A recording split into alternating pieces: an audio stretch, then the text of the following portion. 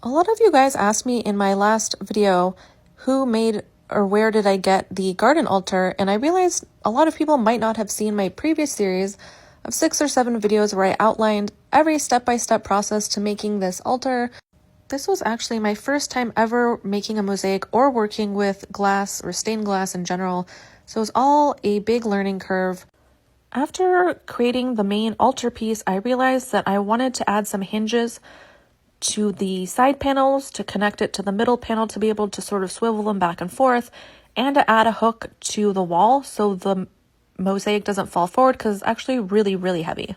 Since I already was using the wood for the main piece, I decided to end up cutting the side panels out of the wood as well, which ended up being a mistake because you're not supposed to use wood for obvious reasons, for warping, for outdoor mosaics, because the tiles can pop off with time, which I will get to how I try to fix that later on.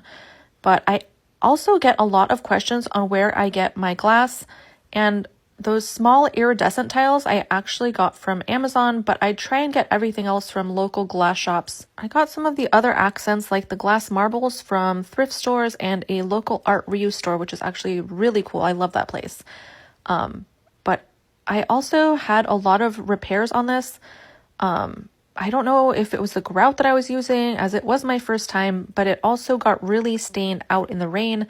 Even though I ended up using a penetrating weatherproof sealer, I used 3 different brands and it still stained, so we'll see what happens. Red paint that I was using just now is actually called RedGuard, and it's from that same bathroom remodel I talked about. It's supposed to really prevent any water from leaking into the back of your shower, so I figured that might work with the wood as well, even though I do think eventually I'll have to fix it.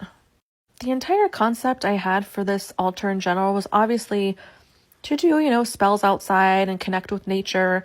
And we're also going to charge some of our more witchy products from my brand Aquarian Soul on the altar as well. But I really wanted to do half sun energy and half moon energy, as well as all the plants that I planted. All the herbs and flowers were the ruling planet was sun on one side and the moon on the other. And then in the center was the heptagram, which is a little bit more occult in nature, but it contains the 7 magical planets in case I wanted to focus on maybe a Venus-ruled herb or crystal or magical component that I'm using in my spell and I wanted to charge it in that section, or just use the entire energy of all the planets in my workings. Hopefully this answered some of your guys' questions. If not, I'll be responding to the comments.